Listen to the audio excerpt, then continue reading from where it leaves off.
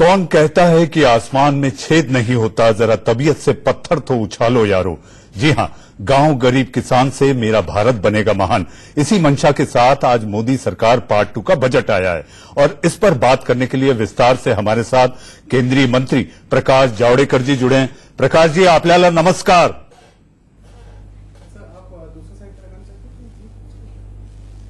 नमस्ते। नमस्ते जी प्रकाश जी, इस बजट को लेकर तमाम कोनों से अलग अलग बातें आ रही हैं, लेकिन यह बजट आसमान में पहुंचाने वाला दिखाई दे रहा है।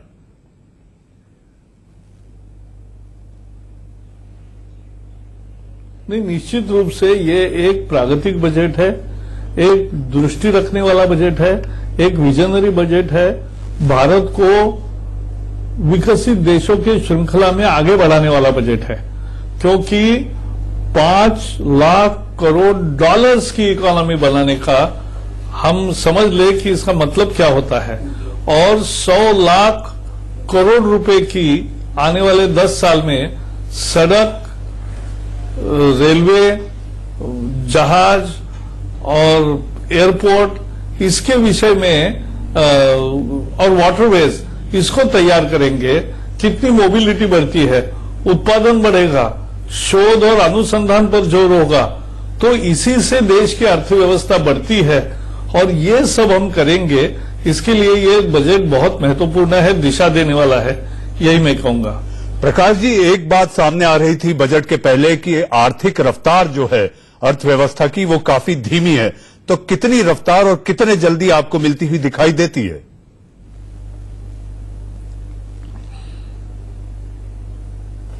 मुझे लगता है दुनिया का आर्थिक रफ्तार 3% है और हमारी लगभग 7% है। तो हमारी दुनिया में सबसे तेजी से विकसित होने वाली अर्थव्यवस्था है और ये बरकरार रहेगी पोजीशन। और हम अगले साल 7% से और उसके अगले साल 8% से बढ़ोतरी करेंगे, क्योंकि ये सिलसिला अब रुकने वाला नहीं है, क्योंकि दिशा सही पकड़ी है और मंशा साफ है, और इसलिए नियत साफ है, दिशा सही है और गति पकड़ी है। इसी से अर्थव्यवस्था का विकास होता है। प्रकाश जी, हम अलग अलग लोगों की राय ले रहे थे बजट के बाद। उसके बाद कई लोगों का कहना था कि मोदी जी के बही खाते से मध्यम वर्ग की भावनाएं बह गई और कंपनियों का खाता खुल गया।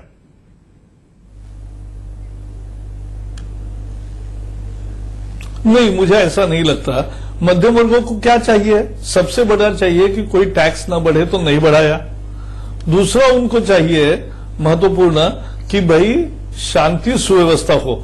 यूपीए के जमाने में आए दिन बम विस्फोट होते थे एक शहर में, कोई शहर नहीं बचा, और अब 5 साल में एक भी बम विस्फोट ऐसे कहीं नहीं हुआ।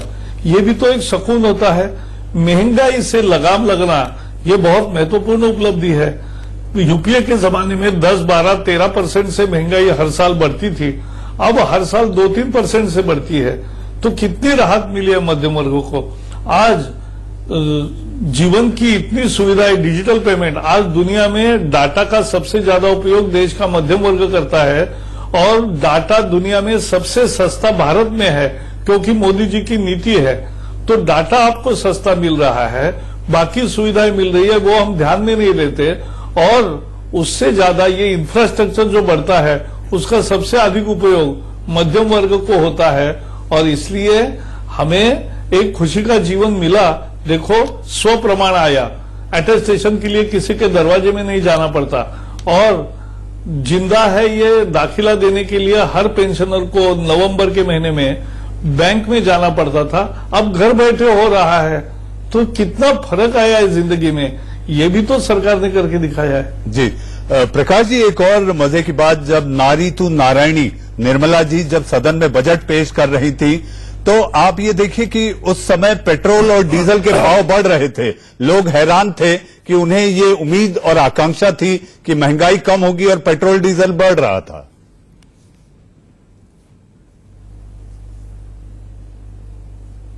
नहीं, आप देखो, 2 मुद्दे हैं। एक भी चीज के दाम नहीं बढ़ेंगे, कोई कर नहीं होगा और सब सुख होंगे, ऐसा तो नहीं होता ना। कहा चोरी से पैसे नहीं ला सकते देश में। वो तो जिनको देने की औकात है वो देंगे और जिनकी नहीं है उनके लिए देंगे। आज अगर किसान को हम 1800 रुपए पैडी के लिए दे रहे हैं, धान के लिए दे रहे हैं, और वो जो चावल 25-30 रुपए में तैयार होता है, वो 30 रुपए का चावल हम 3 रुपए में जनता को देते हैं, 80 करोड़ जनता को, तो 1,80,000 करोड़ रुपए सब्सिडी हम दे रहे हैं। आज किसान को 50,000 का खाद 5,000 रुपए में देते हैं, तो उसमें भी 70,000 करोड़ रुपए ये सब्सिडी होती है। आज पेट्रोल में आज दर बढ़े हैं तो भी 40,000 करोड़ रुपए की सब्सिडी है उसमें। तो ये जो सब होता है वो ये कल्याणकारी राज्य व्यवस्था में होना चाहिए और सभी वर्गों को इसका बेनिफिट मिलता है। अब कोई कहे भाई सोने पर टैक्स बढ़ा, मुझे ये नहीं समझा, पिछले साल 25,000 दाम था तब भी लोग सोना ले रहे थे, अब इस साल 32,000 हो गया, तो उस पर कोई शिकायत तो नहीं कर रहा है। अब ये 100-200 रुपए बढ़ेंगे तो उसमें क्यों करेंगे शिकायत? जी जी।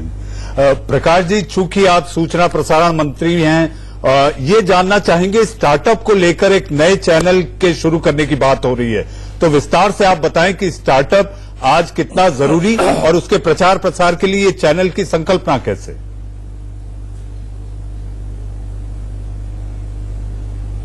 जब मैं 2014 में पहली दफा सूचना प्रसारण मंत्रालय देख रहा था, तब मोदी जी ने किसान चैनल का एक हमें लक्ष्य दिया था और किसान चैनल शुरू हो गया। आज बहुत उपयोगी भी है और भी उसमें सुधार करेंगे।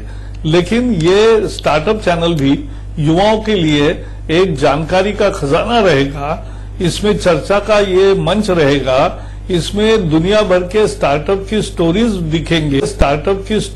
दिखेंगे, सक्सेस स्टोरीज मिलेगी, उससे प्रेरणा मिलेगी और बहुत अच्छा कार्यक्रम उसमें करते जाएंगे।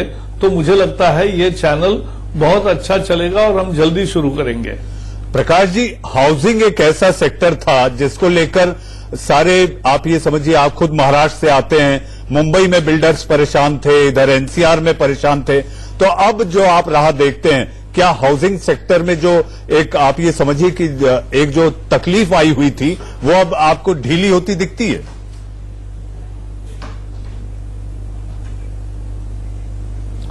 मुझे लगता है पिछले 6-8 महीने से रियलिटी सेक्टर से अच्छी खबरें आ रही है, डिमांड बढ़ा है और इसीलिए इसको हम आगे सुधार भी जारी रखेंगे।